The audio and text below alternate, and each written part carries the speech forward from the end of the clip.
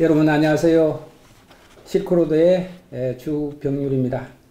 우리가 시리즈로 시인을 만나다, 이 시리즈로 지금 계속 방송을 하고 있는데, 오늘은 조창환 시인을 모시고, 선생님 모시고 좋은 말씀을 좀 듣도록 하겠습니다. 선생님 안녕하세요. 예, 안녕하세요. 반갑습니다. 예.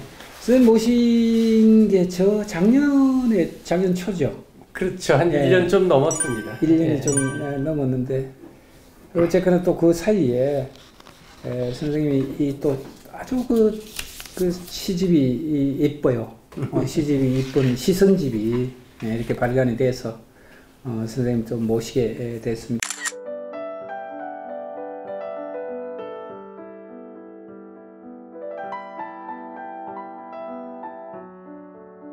시선집 제목이 이제 황량한 황홀이라고 하는 제목입니다. 이 제목에 대해서 또 선생님께서도 하실 말씀이 많으실 테고, 저 역시도 이 황량한 황홀이라고 하는 이 제목에 대해서 좀 여쭤보고 싶은 부분들이 많습니다. 이게 이제 출판사가 문해바다라고 하는 출판사를 통해서 아주 그 아름답게, 이게 아름답다라고 해야 되나요? 아주 귀엽다고 귀엽게 이렇게 시선집이 나왔습니다. 그래서 오늘은 이 시선집을 중심으로 해서 선생님의 전체 시적 세계 또는 가치 또는 세계성, 이런 것들에 대해서 말씀을 좀 듣도록 하겠습니다. 자, 여기에 선생님이 직접 해설을 이렇게 해 놓으셨어요. 그죠? 선생님께서. 이제 해설 제목이 초월에 대한 감수성이라고 하는 제목으로 해설 좀 해 놓으셨는데, 아마 이 제목에 내포된 의미가 평생 선생님께서 써오신 시적 세계에 대한 의미, 그렇죠. 이런 것들이 전부 다 포함된 그런 제목이라 이렇게 생각이 듭니다. 자, 이 부분을 이야기하기 전에요. 선생님 요즘 어떻게 지내셨어요? 잘 놀았습니다. 특히 이제 요즘에는 코로나 사태 이후에 무슨 격리되어 있는 세태 아니에요? 사람 간의 접촉이 많이 차단돼 있고, 그래서 다들 우울해하고 이렇게 떨어져 살면 참 괴롭다고들 하고, 집콕이니 방콕이니 할 짓이 못 된다 그러는데, 나는 이런 좋은 기회가 없는 것 같아요. 네. 혼자 있으니까 얼마나 좋아요. 나는 홀로 있음의 자유를 만끽할 만한, 물론 이제 그 약간 역설적인 의미도 포함하지만, 이런 기회를 잘 생각해서 멍 때리는 시간 오래 가지는 것, 그것도 참 잘 활용하면 좋겠다 하는 생각을 합니다. 그렇군요. 우리가 아마 이제 그야말로 전대미문의 초유의 사태잖아요. 그렇죠. 예. 뭐 조선시대는 우리가 역사물을 보면 뭐 역병이 돌았다 어쨌다 뭐 이런 얘기를 참 가끔씩 사극을 통해서도 보기도 하고 이렇게 하는데, 뭐 그때도 순환이었겠지만 현대판 아마 역병이 이렇게까지 역병이 이렇게까지 창궐하고 또 전 세계를 이렇게 강타할 줄은 누구도 예상을 못했을 겁니다. 아마 그 선생님하고 이제 식사를 하면서 잠시 그런 말씀을 좀 나눴는데, 이 사태가 조금 진정이 되고 하다 보면 우리들의 일상적인 생활도 많이 바뀌어갈 것이다. 뭐 이런 말씀을 선생님께서 해주셨는데, 글쎄요, 앞으로 이제 어떻게 바뀌어갈지는 좀 더 두고 봐야 될 테고요. 아마 지금까지 우리가 살아왔던 방식과는 조금 방법을 좀 달리해서 또 살아가야 되지 않겠는가라고 하는 생각을 좀 가지게 됩니다. 자, 선생님, 요번에 황량한 황홀이라고 하는, 우선 이 시집의 제목부터 한번 선생님 말씀 좀 듣고, 이 얘기를 본격적으로 들어가 보도록 하겠습니다. 참 황홀합니다. 제목이. 이 황홀한 황홀에 대한 의미, 뭐, 이거, 여기 황량한 황홀이라는 시가 아주 짤막한 시가 하나 예, 들어 있습니다. 예. 그걸 제목으로 삼긴 했는데 예. 내 삶의 절반은 황홀이었다. 뭐 이런 제목의 한 구절로 끝나는 시입니다. 예. 그렇게만 말하면 행복주의자 같죠. 근데 예. 사실은 황량한 황홀이었어요. 예, 예. 그러니까 쓸쓸함, 괴로움, 외로움, 혹은 아픔, 상처, 응어리 그런 것들도 황홀로 감싸 안아야 한다라는 의미도 포함하고 있습니다. 예, 그래서 예. 우리 존재라고 하는 것들이 결국은 신비이고 황홀이다. 뭐 그런 의미를 제목에도 담으려고 했던 거죠. 예. 저는 이 제목을 들여다보면서 그 생각을 좀 했습니다. 황량한 황홀. 두 개다가 이제 어떻게 보면 관념적인 그런 세계인데, 선생님께서 황홀이라고 하는 의미는 어떤 그 측면에서의 황홀일까 한번 생각을 해봤어요. 근데 시 전체적으로 이게 저변에 깔린 그 세계가 제가 이제 어떻게 파악을 제대로 했는지 모르겠습니다만은 허무라고 하는 개념이 깔려 있어요, 전체적으로. 그래서 황홀이라고 하는 세계를 알기 위해서는 반드시 허무를 거쳐가지 않으면 황홀을 모르겠다. 그렇죠, 그렇죠. 예. 아주 그런, 제대로 보셨습니다. 그런 느낌을 이렇게 받아서 그 쉽게 우리가 이 제목을 생각해서는 안 된다라고 하는 생각입니다. 그래서 아마 이제 오늘 선생님께 여쭤보고 싶은 것이 이제 그동안 뭐 많은 시인들이 그 나름대로의 시론이라고 할까요? 뭐 시적 세계에 대해서 이렇게 시관 또는 세계관을 이렇게 갖고 계십니다. 근데 여기 책 뒤에도 이제 선생님이 조금 이렇게 설명을 해설을 이렇게 해 놓으셨는데 보니까 초월에 대한 감수성 이렇게 제목으로 해서 들어와 있습니다. 이 부분에 대해서 종합적으로 선생님이 조금 좀 정리를 해서 좀 말씀을 해 주시면 어떨까 하고 생각을 드네요. 자, 그럼 초월이라고 하는 문제는 선생님 보통 우리가 뭐 철학적인 개념에서 초월 아니면 문학을 하면서 초월성 뭐 이런 쪽으로 얘기를 하는데 선생님께서 바라보고 계시는 초월은 어떤 세계일까요? 초월이라고 하는 얘기는 상당히 좀 어렵죠.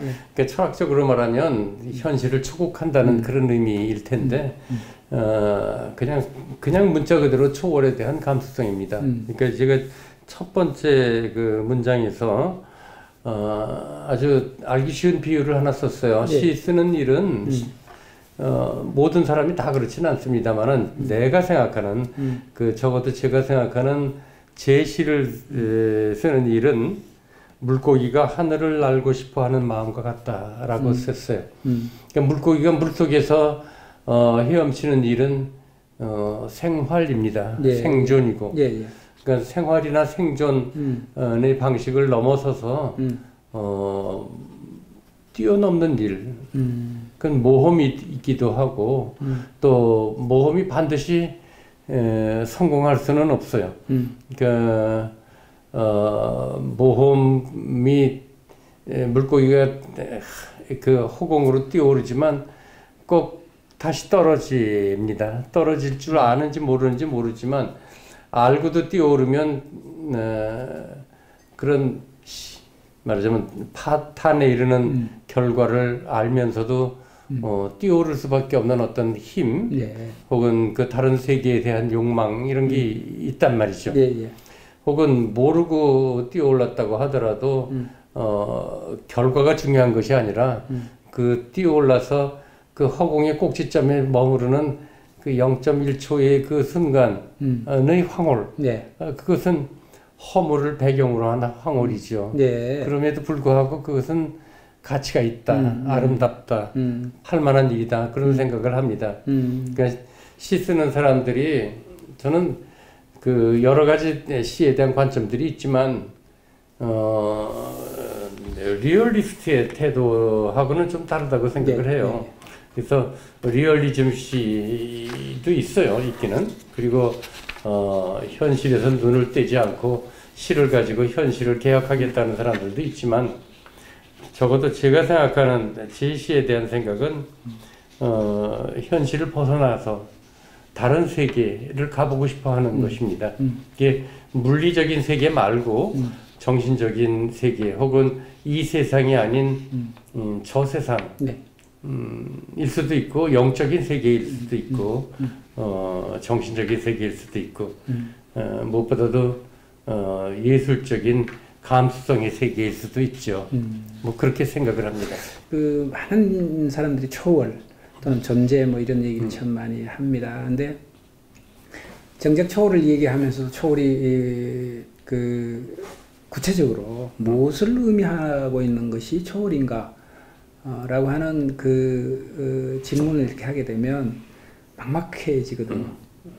뭔가 초월이긴 한데 뭘 초월을 한다는 거지? 현실을 뛰어넘는다? 그럼 현실을 뛰어넘어서 어떻게 한다는 거야? 뭐 이런 쪽으로 사람들이 이제 생각을 하는데 저도 평소에 이제 이런 문제를 가끔씩 이렇게 생각을 하게 돼요. 과연 초월이 무엇일까? 그렇게 보면 우리가 궁극적으로 선생님 정신적인 문제, 아니면 영적인 문제 뭐 이런 쪽으로 이제 말씀도 해주시고 감수성의 문제다 이렇게 얘기를 해주셨는데 저 역시도 이제 초월에 대한 하나의 개념을 우리가 갖고 있는 이 물상 속에서 갖고 있는 어떤 욕망을 벗어나는 세계, 뭐 이런 세계를 초월이라고 하지 않는가, 뭐 이런 쪽으로 저는 제 나름대로 그렇죠. 생각을 하게 되고요. 또 하나 이제 사적으로 좀 달면 아마 우리 니체가 얘기했던 초인이라고 하는 사상이잖아요. 그럼 초인을 향해서 나아가는 뭐 그건 종교는 아니죠. 종교의 어떤 개념은 아닌데 초인을 향해서 나아가는 그 세계가 초월이 아닌가라는 생각을 이렇게 좀 해봅니다. 그런 생각을 하면서 이제 선생님 시론 이렇게 시론을 읽어가다 보니까 어떻게 제 마음속에 이렇게 있는 모든 것들을 다 끄집어내서 선생님이 해설을 하신 것 같은 느낌을 이렇게 받았습니다. 자, 여기 보면 선생님 말씀하시는 게 이제 물고기가 하늘을 날고 싶어하는 마음과 같다. 시선의 일이 그렇고요. 시는 뭐 어쨌거나 우리가 보이지 않는 관념적이고 추상적인 세계를 구체화시켜서 사람들에게 표현하고 내놓는 형상화 작업이니까 눈앞에 보이는 현실 세계만 사로잡혀 있는 사람은 초월에 대한 욕망이 없다 이렇게 얘기를 하고 계시거든요. 그래서 저는 이게 굉장히 중요한 지금 말씀을 하고 계신다라고 이렇게 생각을 했습니다. 그래서 우리가 물론 초월 그 다음에 이 현실을 벗어나고 싶은 그 생각은 누구나 다 갖고 있지만 구체적으로 그것이 무엇이다라고 하는 것을 모르기 때문에 욕망조차도 가지지 못하는 그런 삶을 살고 있지 않는가 이런 생각을 합니다.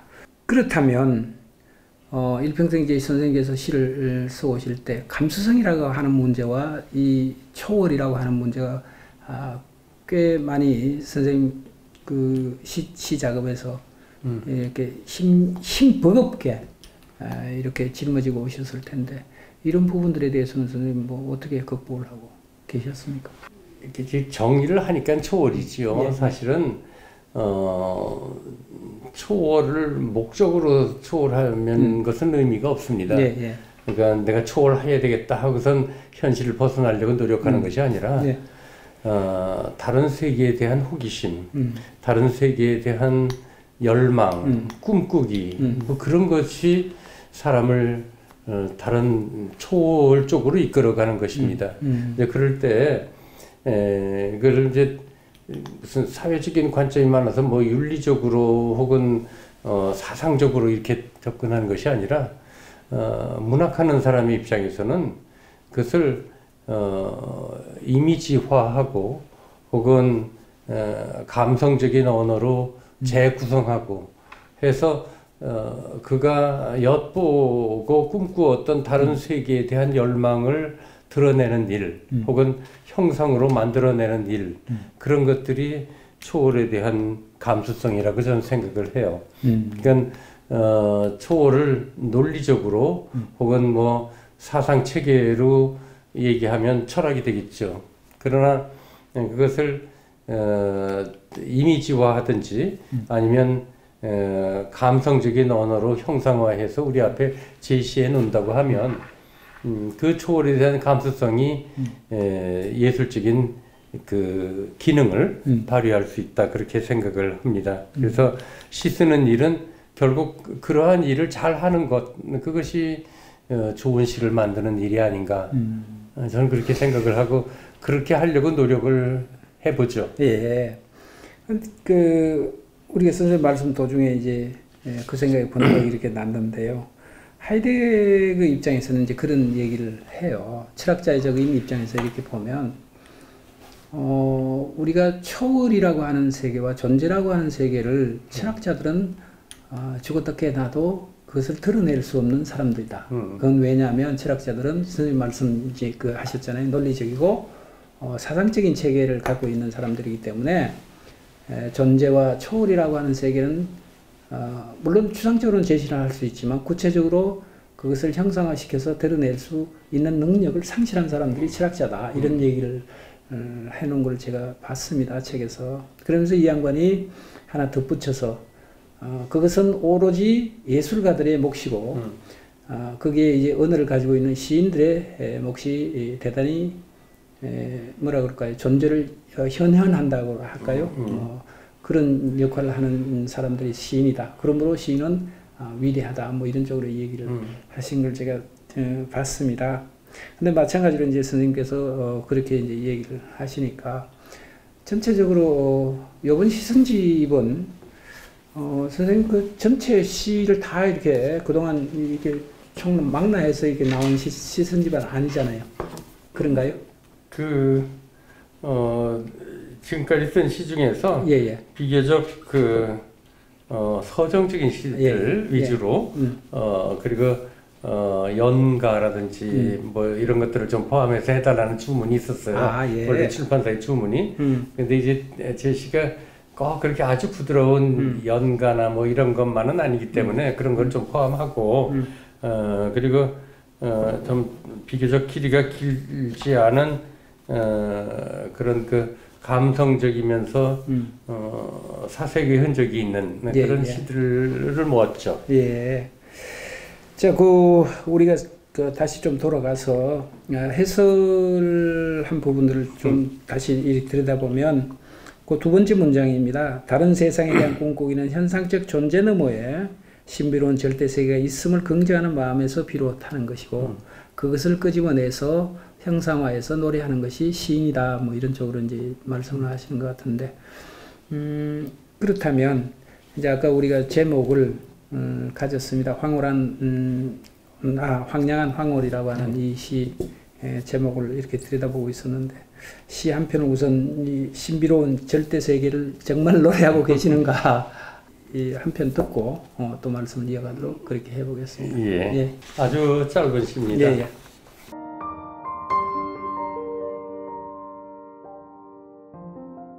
황량한 황홀 조창한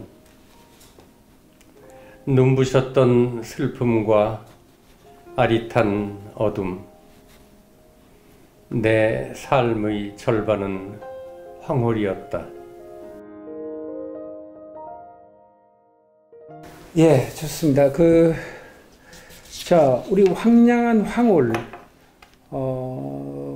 이 제목처럼 시도 황홀합니다. 눈부셨던 슬픔과 아릿한 어둠 내 삶의 절반은 황홀이었다. 이렇게 말씀을 하셨는데, 물론 뭐 선생님 시 얘기하면서 다른 선생님 시 얘기하시는 거 별로 안 좋지만 어쨌거나 서정주 시인의 전 삶을 내 삶의 파랄은 바람이었다. 그렇죠. 그런 게 있죠. 파랄이 바람이었다.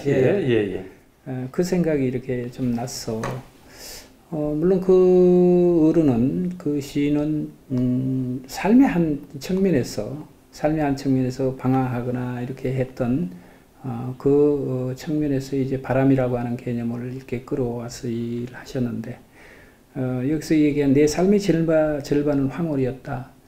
이렇게 얘기를 하시는 것, 아까 우리 초도에서 허무 개념도 여기는 내포되어 있는 시가 아닌가, 이런 쪽으로 이제 제가 질문도 드리고 했는데, 조금 더 여기에 또 부연해서 선생님께서 좀 말씀을 해주시면.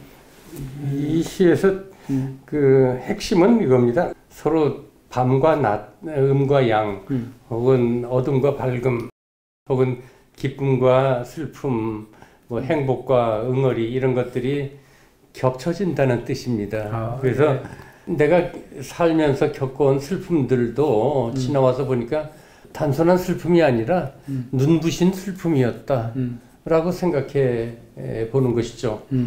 또 내가 겪어왔던 어둠의 시간, 어둠의 그 흔적들도 지금 생각하면 그 아릿한 아주 그 애틋함으로 다가온다는 생각입니다. 그래서 둘을 서로 상대되는 개념이기도 하죠. 슬픔은 슬퍼야 하는데 눈부신 슬픔이니까 슬프지 않고 오히려 아름답고 어둠도 아릿한 어둠이니까 어둡지 않고 오히려 따스합니다. 그래서 눈부셨던 슬픔과 아릿한 어둠을 겪어왔던 내 지난 날들은 지금 돌이켜보니까 그거 다 황홀이었다. 어둠이 아니고 황홀이었고 슬픔이 아니고 황홀이었다. 라고 생각해 봅니다. 이 말은 단순히 그럼 누가 그러죠. 넌 뭐 그렇게 인생을 긍정적으로 행복하게 사는 행복주의자냐? 뭐 꼭 그런 것만은 아니고 말하자면 어둠과 슬픔까지도 행복으로 혹은 신비로운 아름다움으로 받아들이는 자세 혹은 그걸로 이렇게 다시 감싸는 그런 태도를 나이 들어서 좀 가지게 된다 하는 생각입니다. 물론 요새 쓴 시는 아니고 시간 좀 됐습니다만은 그래서 내가 쓴 아주 제일 짧은 시이기도 하고 또 제가 쓴 제일 애착이 가는 시 중에 하나이기도 합니다.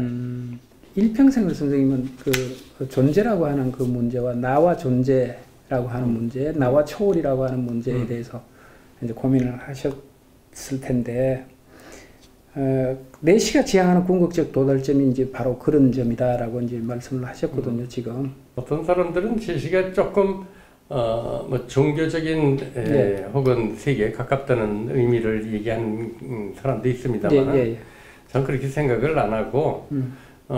종교라기보다는 영적인 세계를 추구한다는 말은 맞을 것 같아요.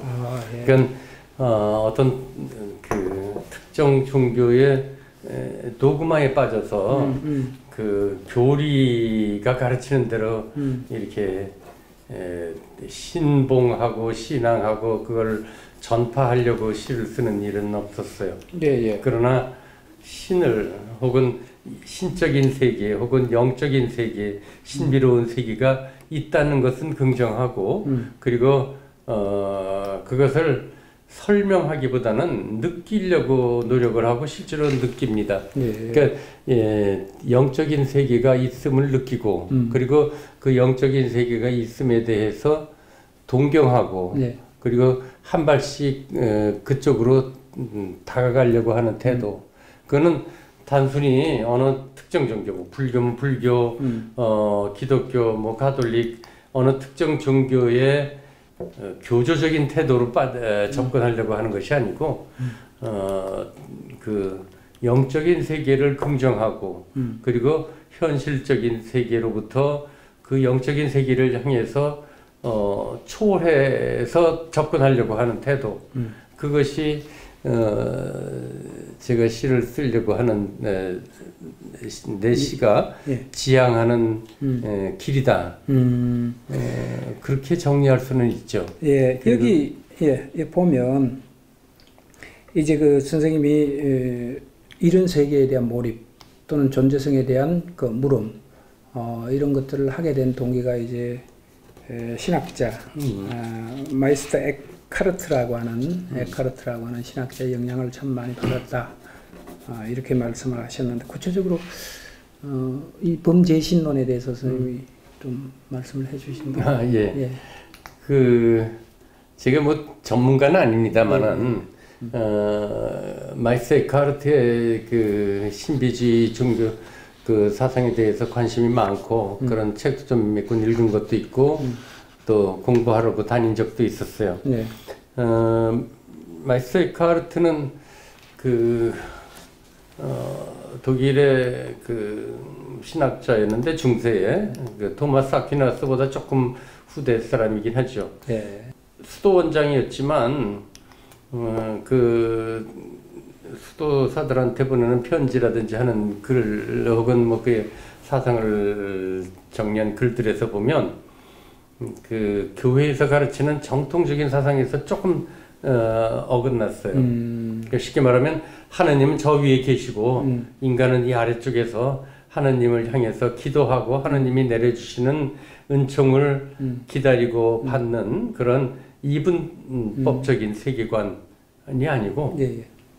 여기 우리는 지금 지상에 있고 저 위에 하늘나라에 하느님이 계신데 거기서 내려다보면서 다 아니까 복을 주고 싶으면 복을 주고 벌을 주고 싶으면 벌을 주는 그런 태도가 아니라 우리가 여기 지금 존재한다고 하는 것 이게 우리가 지금 살아있는 이 사람들이 사실은 하느님의 심성을 나누어 받고 태어났던 것이죠.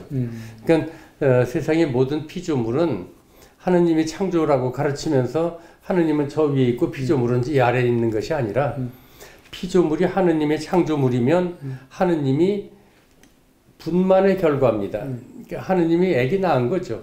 그러니까 우리는 하느님의 속성을 하느님과 같은 그 말하면 특성을 나누어 가지고 있으니까 여기 있는 존재들도 피조물들도 다 하느님입니다. 근데 그렇게 따지면 모든 사물에 모든 만물에 신령스러움이 깃들어 있다라고 하는 것이 범죄신론의 사상입니다. 네. 근데 이게 조금 구별해야 될 것은 저 큰 나무에도 나무도 신이고 무슨 뭐 옛날에 조왕신도 있고 뭐 그렇잖아요. 예. 그러니까 이것도 신이고 저것도 신이고 뭐 부엌에는 부엌의 신이 있고 화장실에는 변소의 신도 있고 그래서 다 거기 가서 기도해야 되느냐 다 피조물도 신이라고 하니까 그런 의미의 정령 숭배 말하자면 애니미즘하고는 좀 구별이 됩니다. 네. 말하자면 산신령은 산에 가면 산신령이 있고 뭐 무슨 나무에 가면 느티나무에는 동네를 지키는 수호신이 있고 하는 그런 개념의 신이 아니라 그럼 그걸 빌어야 되는 말하자면 그것을 숭배의 대상이거나 이런 뜻이 아니라 귀하고 하느님처럼 존귀한 존재라고 하는 생각입니다. 그러니까 기독교 사상이 원죄 그러잖아요. 우리를 원죄에서 태어나서 이렇게 괴로움을 겪는데 그걸 회복시켜 주려고 뭐 그리스도가 희생됐다는 거 아닙니까? 그런데 사실은 원죄 이전에 존재 자체가 복이에요. 예. 원복입니다. 원래 복을 받은 존재들인데 라고 하는 걸 먼저 강조하면 먼저 복을 받은 존재로 우리가 다 있는데 죄를 좀 지었을 수 있어요. 그러면 다시 원복의 상태로 회복시켜 주는 것이 중요하지 죄만 강조하면 안 된단 말이죠.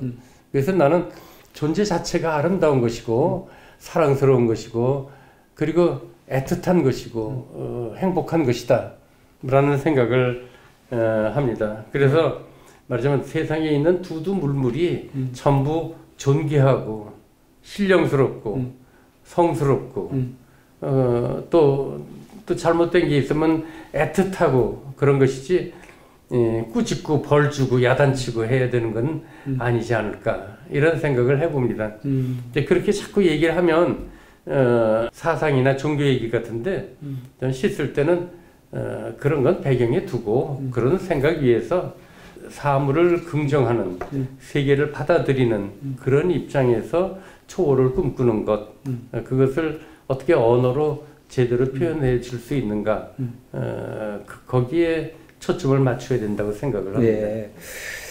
이제 우리가 보통 저도 이제 그런 생각을 참 평소에 많이 하게 되죠.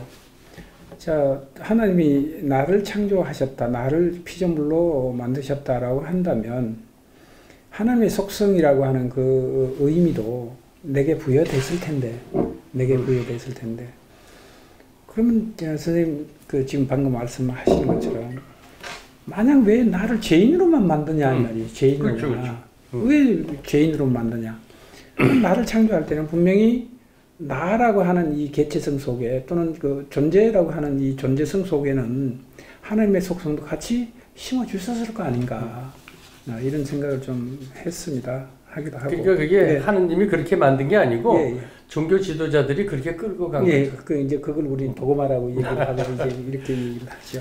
자, 그래서 여기 이제 마이스터 에카르트의 범재신론에 상당한 그 매력을 그 가지시고 또 관심을 가지시고 이렇게 해서 오늘날 선생님의 시적 세계에 대한 하나의 발판이 되기도 하고 자양이 됐다 이런 말씀도 이렇게 해주셨는데, 자 조금 더 가서 선생님 여기 현실과 사물을 한 걸음 비켜서서 바라보는 것이 고독한 바라보는 고독한 자세에서 초월에 대한 명상을 하고 있다 이렇게 얘기를 하고 계시는데,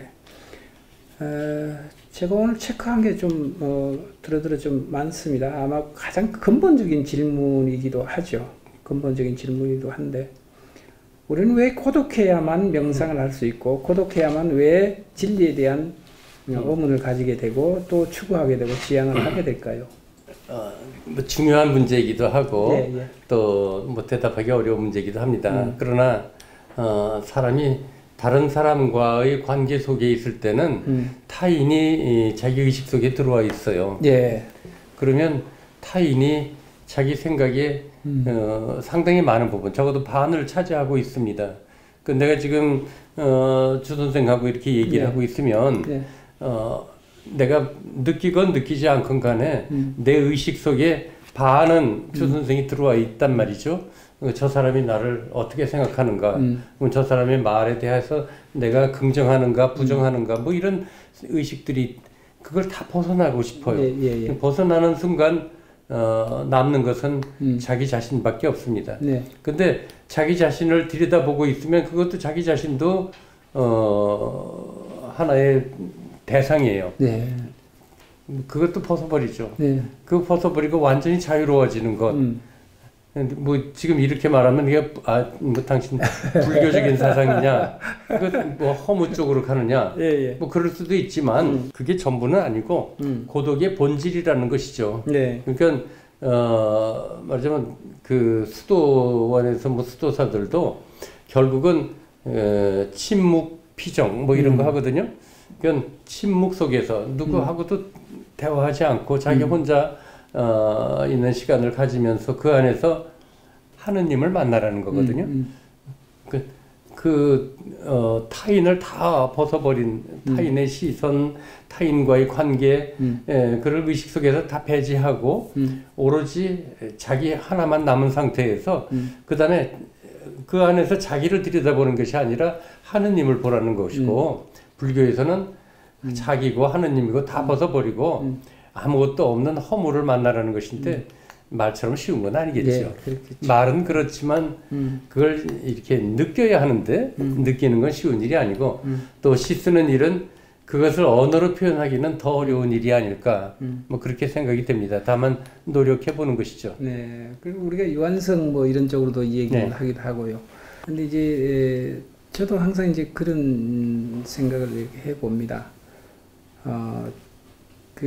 우리가 초월, 존재, 뭐 이런 얘기를 참 많이 평소에 하고 있는데, 예를 들어서 내 몸이라고 하는 문제잖아요, 선생님. 내 몸이 있으므로, 그 몸을 비롯해서, 맺고 있는 그 관계성 때문에, 이제 고독이라고 하는 문제와 맞닥뜨리게 되고, 또 대척점을 가지게 되고, 이렇게 되는 거잖아요. 그렇죠. 몸이라고 하는 이 문제만 극복이 된다면 오롯이 나는 단독자로서의 고독, 그 다음에 온전한 세계에 대한 그 진입, 이런 것들이 가능할 텐데, 이제 그러지 못하니까, 인간은 그러지 못하니까 그런 것들을 향해서 나아가기 위해서 시인들이 또 노래를 하게 되기도 하고 또 형상화시켜서 우리들에게 시라고 하는 것을 제시를 이렇게 해 주기도 합니다. 자, 그러면 우리가 바람의 눈이라고 하는 제목의 시를 통해서 선생님 시에 대해서 우선 듣고요. 듣고 또 말씀을 이어가 보도록 하겠습니다. 네.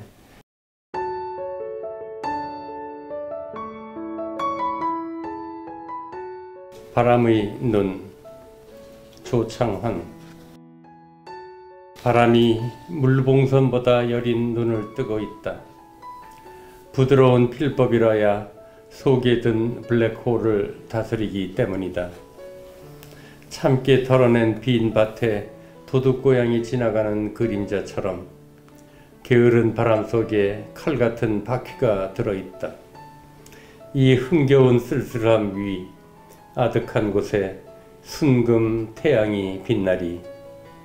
구부러진 빛 갇혀 휘황하게 빛나는 바닥 없는 보조개 품은 바람이 개구리밥 흩트리며 실눈 뜨고 웃고 있다.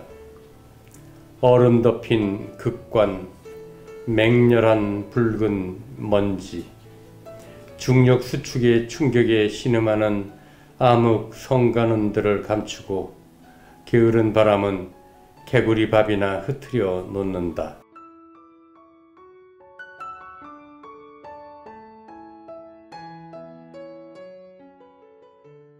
이 바람의 눈이라고 하는 시인데 어떻게 보면 굉장히 뭐 가장 단순하게 얘기하면 형이상학적이고 뭐 이런 쪽으로 좀 생각해 볼 수도 있는 그런 시적 세계인데 이 시에서 선생님이 조금 더 독자들을 향해서 우리가 좀 쉽게 좀 설명을 좀 해주신다면. 이게 사실 바람의 눈이라고 하는 시를 표제로 삼을까도 여러 번 생각을 했었어요. 바람의 눈 좋은데요? 시집을 시집의 제목으로 할까. 네. 그런데 바람의 말 뭐 이런 다른 제목들이 있었어요. 다른 사람의 시집에. 그래서 그냥 바람의 눈은 아쉽지만 황량한 황홀로 가자 이랬습니다. 아, 예. 바람의 눈이라고 하는 것은 꼭꼭 뭐 이렇게 휘몰아치는 바람의 눈뿐 아니라 내 지내온 생애 같은 그런 개념도 있습니다. 네. 바람이 물봉선보다 여린 눈을 뜨고 있다. 부드러운 필법이라야 속에 든 블랙홀을 다스리기 때문이다. 이걸 바람을 인간으로 혹은 나라고 하는 존재로 바꿔놓고 생각을 하면 내가 다른 사람들하고의 관계에서 겸손하거나 부드럽거나 연하거나 유약하게 보이는 것이 그래야만 내 안에 들어있는 이 블랙홀 같은 엄청난 힘, 폭발력 이런 것들을 다스릴 수 있기 때문이지 내버려 두면 폭발할지도 모른다 하는 생각입니다. 참깨 털어낸 빈 밭에 도둑고양이 지나가는 그림자처럼 그렇게 슬쩍 지나가는 뭐 독특한 느낌입니다만 그처럼 바람은 게을러 보이지만 게으른 바람 속에 칼 같은 바퀴가 들어 있습니다. 말하자면 내가 편안하게 유유자적하는 것 같은 일상 생활 속에 사실은 칼 같은 바퀴를 숨기고 있습니다. 네. 근데 꼭 나만 얘기하는 건 아니고 타인들도 그렇다 하는 생각을 합니다. 이 흥겨운 쓸쓸함, 아까 황량한 황홀처럼 저는 이렇게 두 가지 서로 대립되는 개념들이 느닷없이 결합할 때 독특한 감정을 느낍니다. 이 흥겨운 쓸쓸함 위에 저 아득한 곳에 순금 태양이 빛날 것이고 거기 구부러진 빛, 이 구부러진 빛이라는 것도 그냥 쓴 말은 아니고 아인슈타인이 상대성 개념을 끌어온 것이죠. 네. 그래서 시간을 초월하는 시간이 있으면 빛이 구부러질 수밖에 없잖아요. 그래서 구부러진 빛이 갇혀서 휘황하게 빛나는 바닥 없는 보조개 그런 것을 품은 바람이 개구리밥 흩트리며 실눈 뜨고 웃고 있습니다. 그러니까 바람 혹은 어떤 존재, 어떤 사람, 어떤 시간, 추억 그런 것들이 실눈이나 뜨고 슬그머니 웃고 있는 것 같지만 그 안에는 구부러진 빛이 있고 그것에 갇혀서 휘황하게 빛나고 있는 어느 블랙홀 같은 보조개가 있죠. 그래서 얼음 덮인 극관, 맹렬한 붉은 면지, 중력 수축의 충격에 신음하는 암흑 성간음, 이런 우주적인 질서, 우주적인 그 상상력 그런 것들을 품고 그런 것들을 자기 안에 녹이면서 그 바람은 게으르게 사는 것이죠. 유유자적하는 것이죠. 게으른 바람은 개구리밥이나 흩트리며 편하게 유유자적한다 뭐 이런 뜻인데 이걸 바람이라는 말을 나의 눈 혹은 너의 눈, 우리의 눈 뭐 이렇게도 바꿔 생각할 수 있지 않을까 저는 그런 생각을 해봅니다. 예. 제가 문득 든 생각입니다. 이 문득 이제 든 생각인데 우리가 이제 블랙홀이라고 이렇게 하면 모든 것을 다 집어삼키고 그렇게 하는 거잖아요.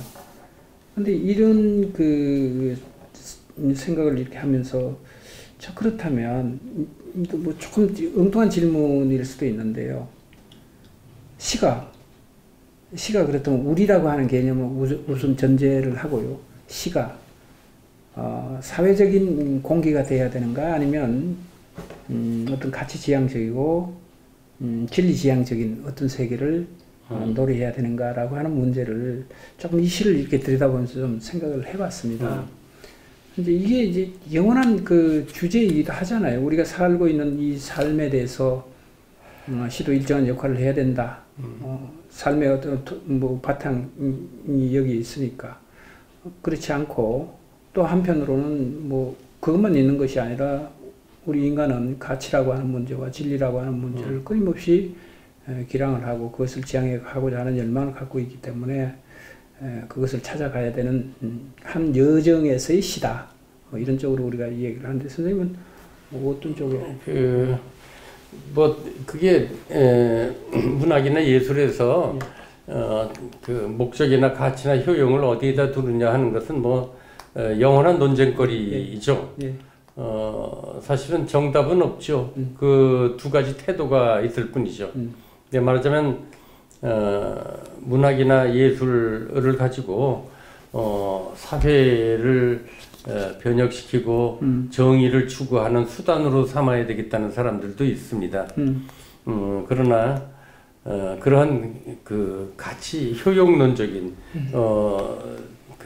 이걸 어떤 쓰임새를 위해서 문학을 사용하자고 하는 사람들의 태도의 밑바닥에는 문학을 어디에 종속시킨다는 생각입니다. 목적이 하나 있고 그 목적을 달성하는 수단으로 문학을 사용하자. 문학은 말하자면 내가 쓰려고 하는 사상이 있는데 그 내용을 내 생각을 표현하기 위해서 이 볼펜을 쓴다는 것이죠. 하나의 도구화 그렇죠. 시킴. 그 문학을 이 볼펜처럼 말하자면 그 아무리 그 목적이 정당하다고 하더라도 그 정당을 위한 수단으로 문학을 사용하자는 것이기 때문에 문학하는 사람의 입장에서는 나는 그렇게 찬성은 안 합니다. 문학 그 자체가 목적이라야 돼요. 근데 거꾸로 예술을 위한 예술, 문학을 위한 문학이라는 이름 안에서 다른 것들 다 무시하고 뭐 문학적인 아름다움만 있으면 된다 이렇게 말하는 것도 사실은 다른 사람들한테 이렇게 이해되거나 환영받기가 어려운 일이죠. 왜냐하면 너 그럼 거기서 딴 세상에서 놀지 왜 언어를 가지고 활용하느냐는 것입니다. 그러니까 너무 한쪽 극단으로 갈 수는 없지만 그러나 문학을 목적을 위한 수단으로 예속시키는 것은 찬성하기 어렵습니다. 그렇다고 해서 문학 자체만 절대 목적이라고 말할 수는 없죠.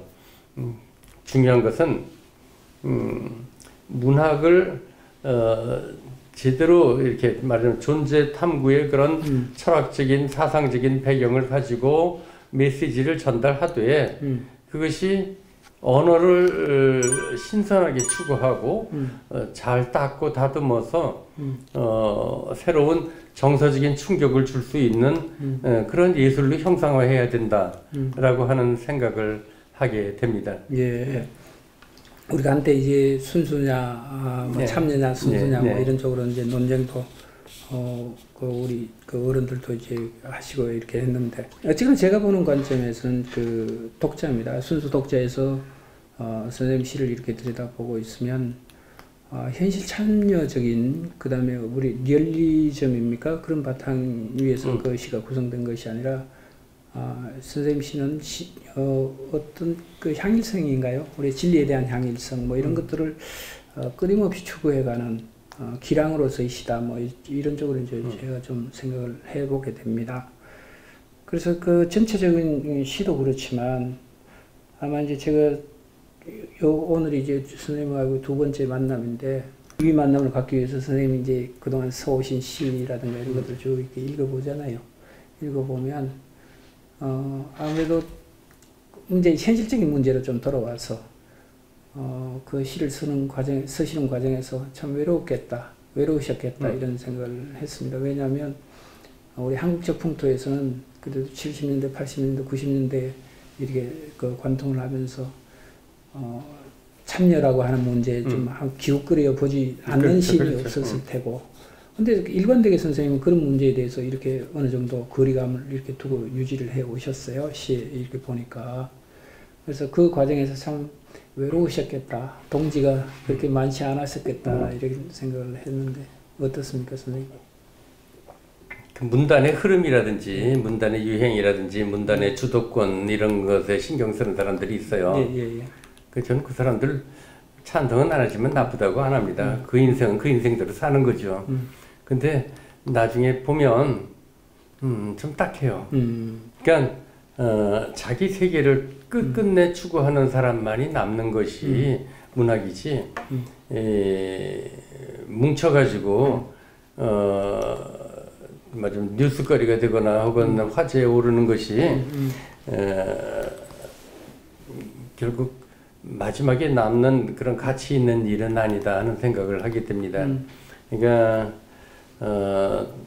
그렇게 외롭진 않아요, 사실은. 그러니까 노는 물이 좀 다르죠. 근데 이제 말하자면 내가 노는 것은 이렇게 맑은 샘물, 맑은 개울물에서 놀면 저 시커먼 사람들이 많이 보는 흙탕물에서 놀면서 펄떡펄떡 뛰고 주목을 받는.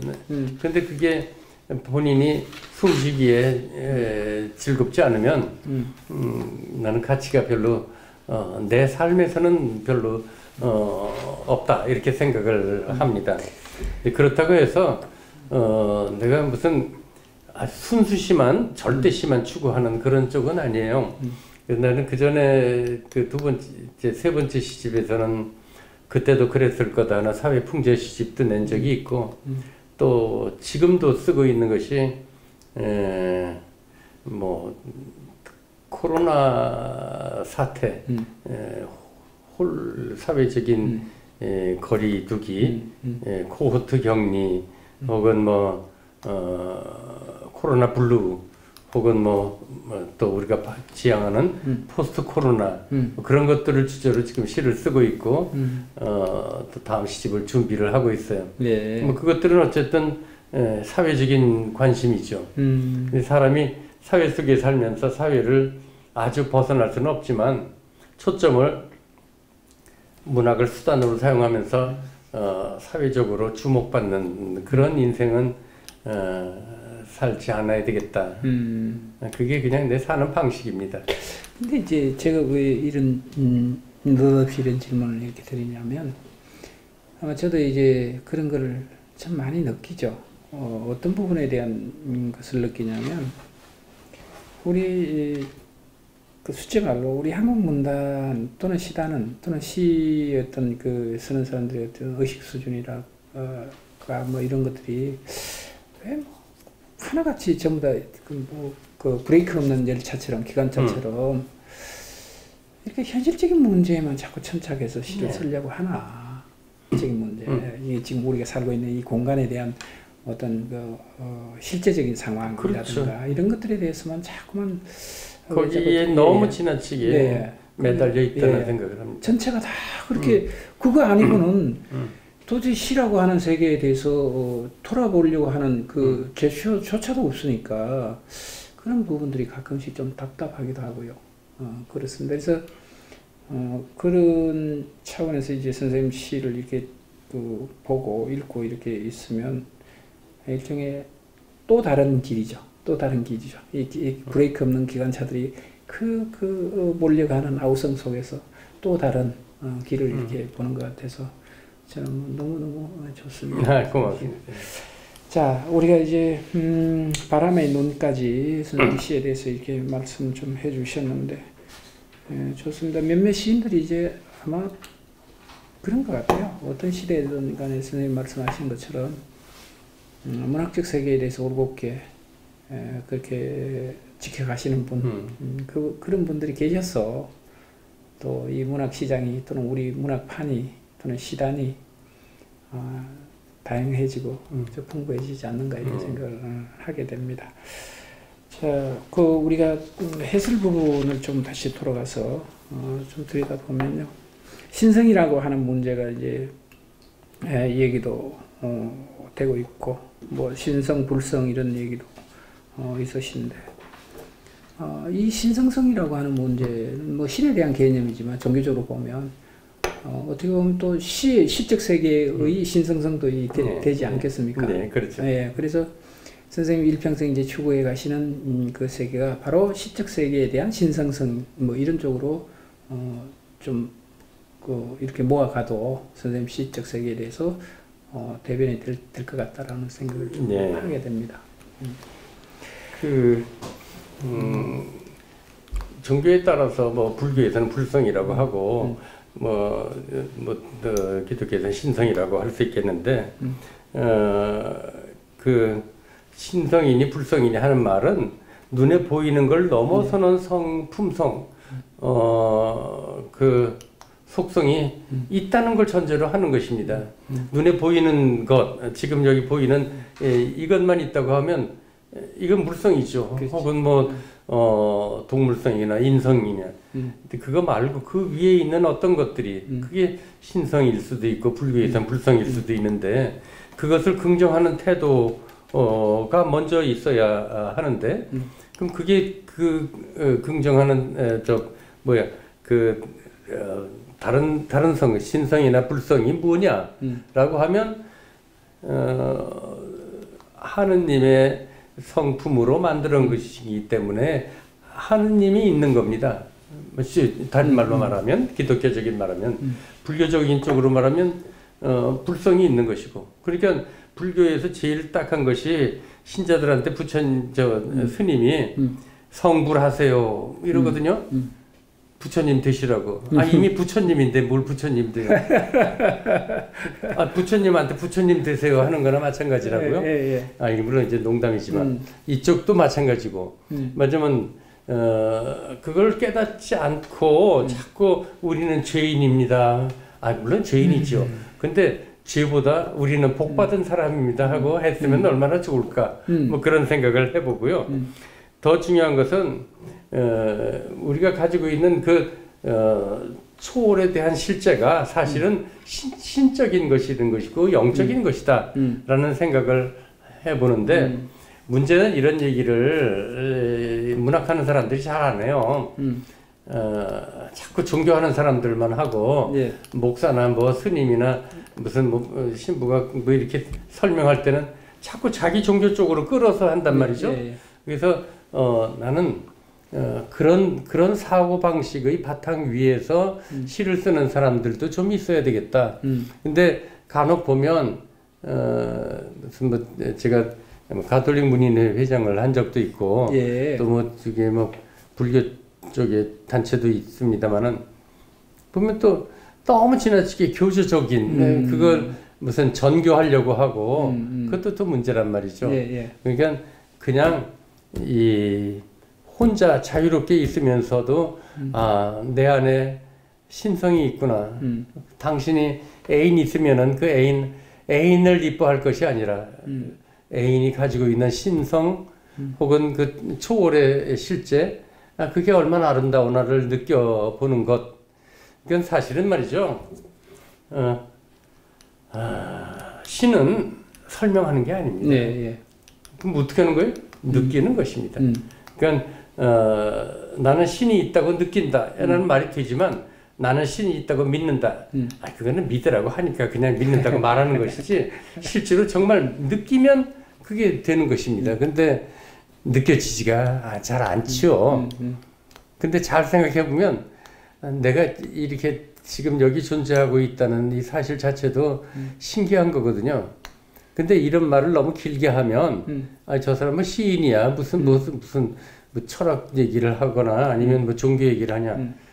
철학하고 종교하고 저는 관계없고 시 쓰는 입장에서는 시의 생각 밑바닥에 그런 생각을 먼저 하면서 한다는 생각이죠.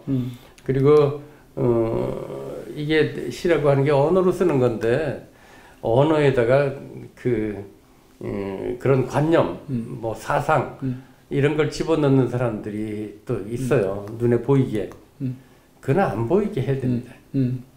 그건 시를 쓰는 사람의 사상이 그런 것이면 충분하고 시는 되도록이면 그걸 직접 나타내지 않으려고 노력을 하는 일이라야 한다.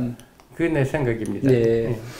예, 선생님 이제 아주 귀한 말씀을 이렇게 주셨는데 우리가 이제 친성인이 불성인이 하고 있는 그 자체에 대한 그 자각이죠.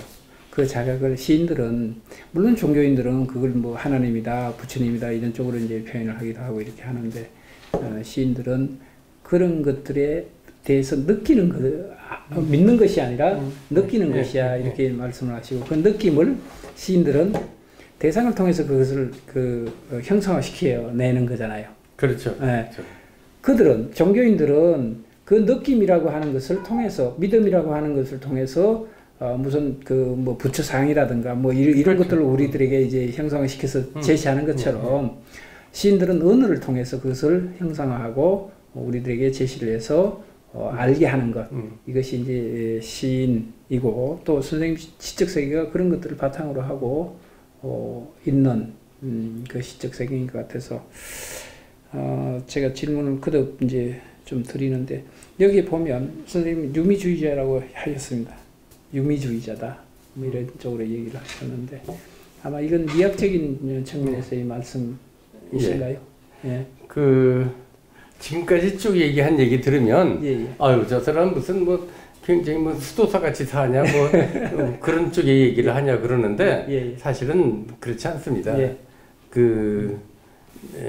시 쓰는 일에서 제가 제일 공들이는 일은 아까 그거는 내가 사상적으로 혹은 내 생각으로 그런 방향으로 가려고 생각해 본다는 뜻이고 시를 쓰는 일에서는 그것이 중요한 게 아니고 말하자면 언어를 어떻게 공들여서 다듬고 깎고 해서 이렇게 참신한 그 언어의 구축물을 만드는가.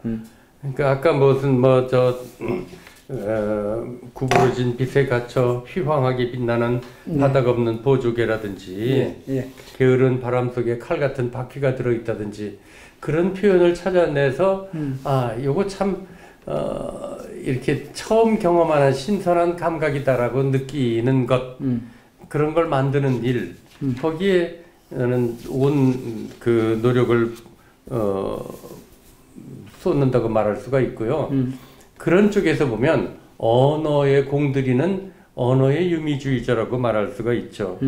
말하자면 언어를 고귀하게 생각하고 그 세련되게 다듬고 우아하게 만들고 그런 표현을 하려고 하는 점에서는 유미주의자라고 할 수가 있죠. 언젠가 아주 오래전에 몇십 년 전 얘기입니다만은 어디 기차를 타고 가면서 옆자리에 돌아가신 시인 구상 선생하고 같이 간 적이 있었는데 그때 마침 내가 1980년 봄이었어요. 전북대학에 있을 때인데 그 옆자리에서 이제 마침 내가 첫 시집 원고를 출판사에 갖다 주는 날이었어요. 그래서 잠깐 읽어보시라고 드렸더니 한참 보고 나서 근데 너무 어체를 좀 조절하면 안 될까 뭐 지나가는 말로 뭐 그랬어요. 그러니까 구상 선생의 시에 내가 불만을 가지는 것은 너무 형이상학적인 메시지 위주고 너무 관념이 전면에 나서지 않나 하는 불만이 있었어요. 근데 거꾸로 이 양반은 내 시를 보고 너무 언어를 우아하게 다듬으려고 한다는 생각이.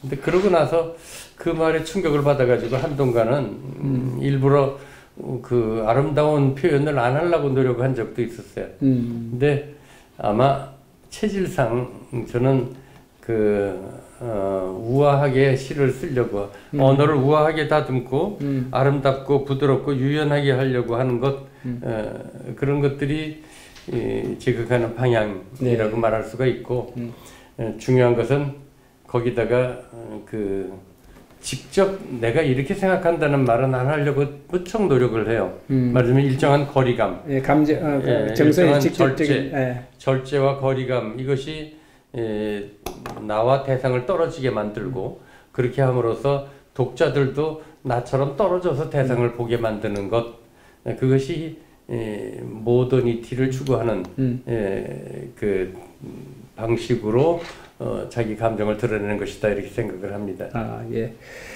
그 우리는 그런 얘기를 참 많이 듣거든요. 필연적으로 우리는 시인들은 언어를 통해서 네. 시를 써야 되지만 그렇죠. 예.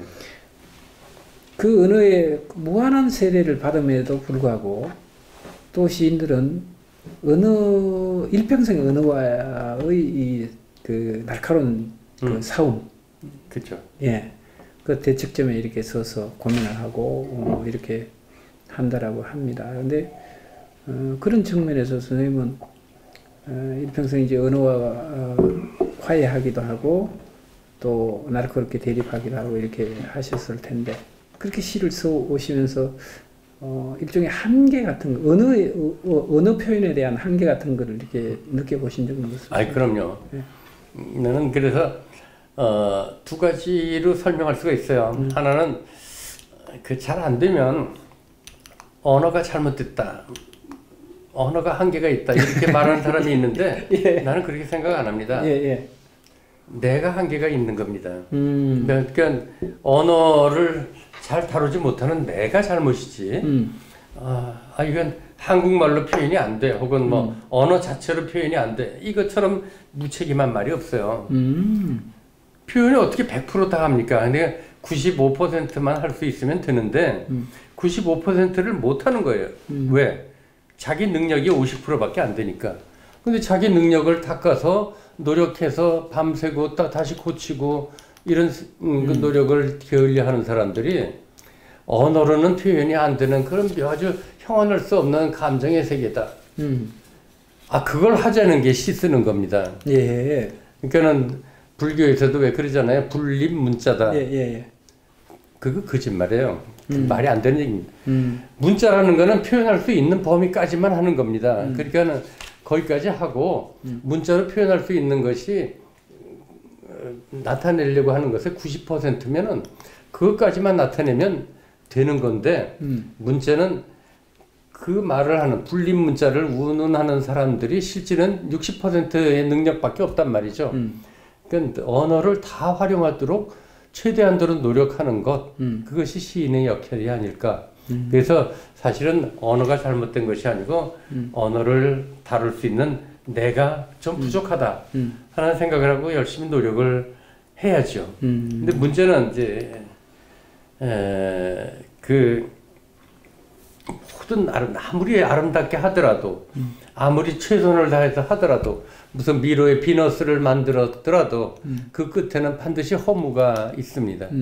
그러니까 허무에 도달한다는 걸 알면서 그걸 하는 것이죠. 그러니까 물고기가 튀어 올랐지만 결국은 떨어질 수밖에 없다는 걸 알면서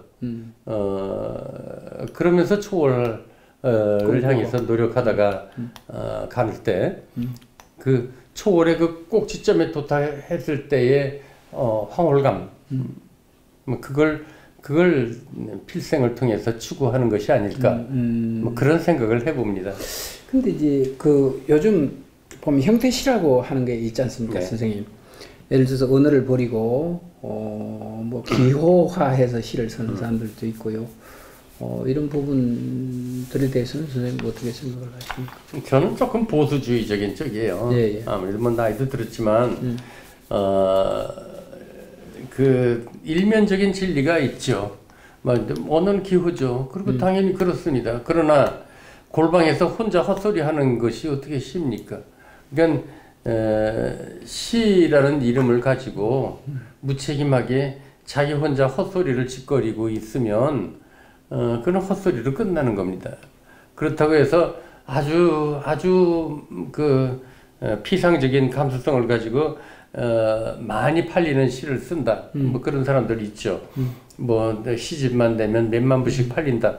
그러면 몇만 명의 독자들이 다 엉터리 독자들이면 그 숫자는 별로 의미가 없지 않을까 이런 생각을 합니다.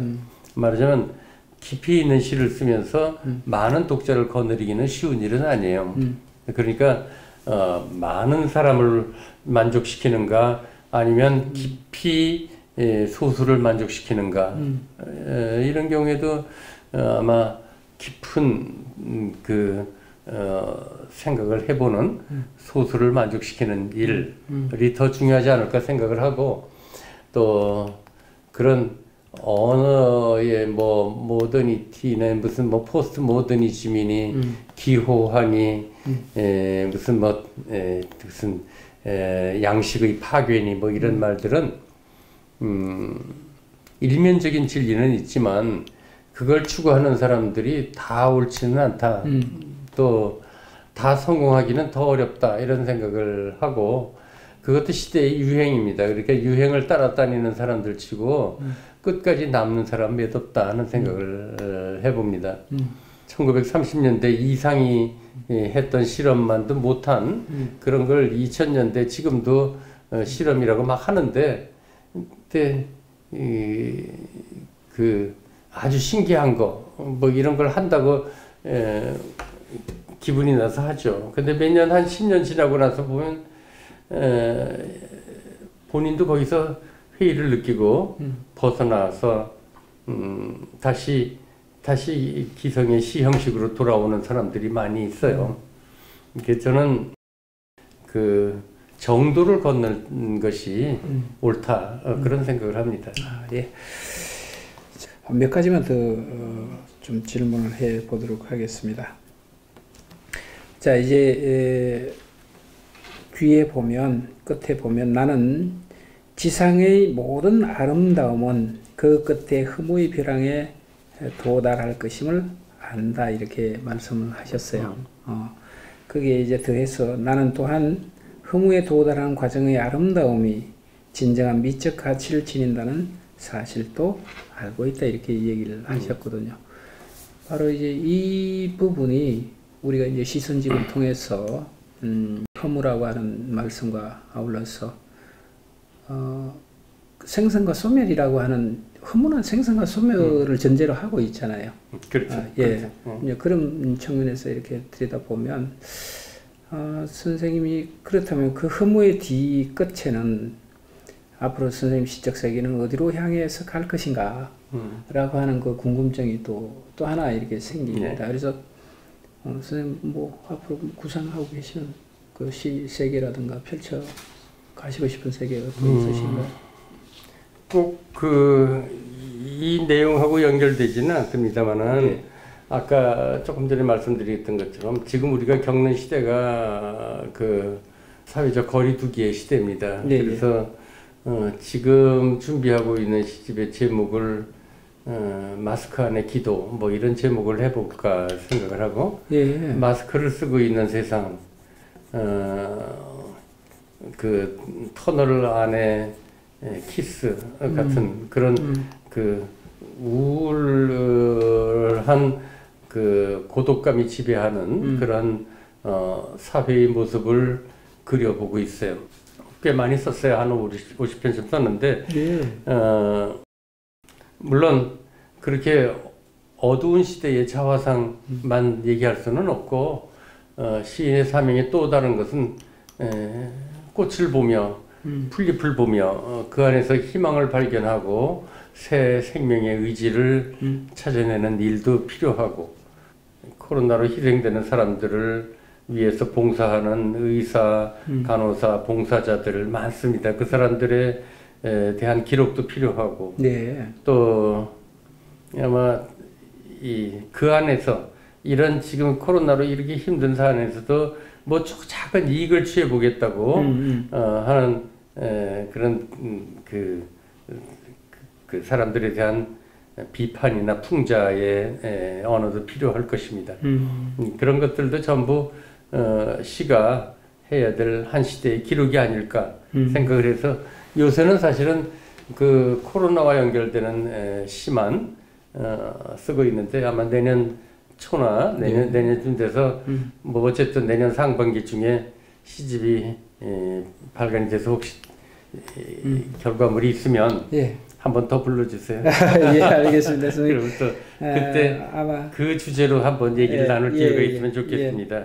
지금 오늘은 이런 뭐 신성인이 뭐 이런 엄숙한 얘기를 했는데 그때는 좀 현실적인 얘기도 많이 하면 좋겠습니다. 네, 그렇습니다. 그래서 저는 아마 제 욕심 같아서는 한 서너 시간 이렇게 선생님 모시고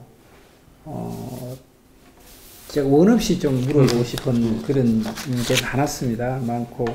왜냐하면 우리는 시를 왜 쓰는가라고 하는 근본적인 문제와 이게 시적 세계가 이제 결부가 되어 있기 때문에 저는 여쭤보고 싶은 얘기가 너무 많았습니다. 근데 오늘 긴 시간입니다만 또 이렇게 먼 길 오셔서 좋은 말씀을 이렇게 해주시고 하셔서 감사합니다. 감사하고 그 마무리로 선생님 뭐 혹시 그 하시고 싶은 얘기 중에서 이건 놓쳤다라고 하는 것 있으시면 좀 말씀을 좀 해주시면 할 말 다 했고요. 오늘 너무 지나치게 뭐 신성이니 초월이니 뭐 이런 무거운 주제를 말씀드린 것 같은데 실제로 시는 서정적인 것입니다. 그리고 요 귀여운 아주 작은 포켓에 들어갈 만한 시선집을 만든 이유는 우리가 시들을 너무 접근하기 어렵게 만든다. 떠받들고 산다. 너무 지나치게 떠받들고 엄숙하게 한다. 그래서 이걸 핸드백이나 주머니에 넣고 지하철이나 이런 데서 수시로 잠깐씩 읽어볼 수 있도록 하자. 뭐 그런 취지에 동감해서 동의해서 했던 거거든요.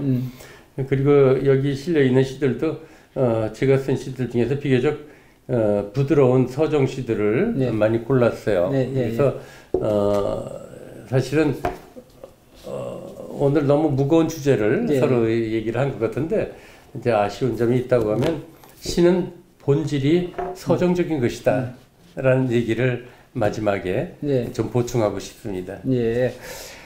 선생님 고맙습니다. 제가 늘 우리 시인들을 여기 이 자리에 모실 때마다 죄송하다는 생각을 합니다. 아마 장소적인 문제도 있기도 하고 또 먼 길을 이렇게 마다않고 이렇게 달려와 주셔서 또 좋은 말씀을 이렇게 해주실 때마다 이 프로가 좀 잘 돼서 널리 좀 많은 사람들에게 좀 읽혀졌으면 좋겠고 또 보게 됐으면 좋겠다 이런 생각을 하게 됩니다. 자, 여러분 오늘은 시인을 만나다의 조창환 선생님을 모시고 말씀을 좀 들었습니다. 아마 제가 이 대담을 하기 전에 욕심을 너무너무 많이 가졌습니다. 왜냐하면 가장 근본적인 질문, 시를 왜 쓰는가부터 시가 무엇인가 또는 시가 지향해 가야 될 그 궁극적 세계는 무엇인가라고 하는 그런 부분들을 욕심을 내다 보니까 조금 관념적인 얘기가 되고 아니면 신성이니 불성이니 선생님도 말씀하셨습니다만 무거운 주제로 오늘 좀 채색이 좀 된 것 같아서 마음이 좀 무겁습니다. 그렇지만 그 가운데 또 선생님께서 좋은 말씀을 이렇게 해 주셔서 여러분들의 창작 동기와 의욕에 많은 도움이 되셨으리라 그렇게 생각을 합니다. 여러분 지금까지 시청해 주셔서 감사합니다. 안녕히 계십시오.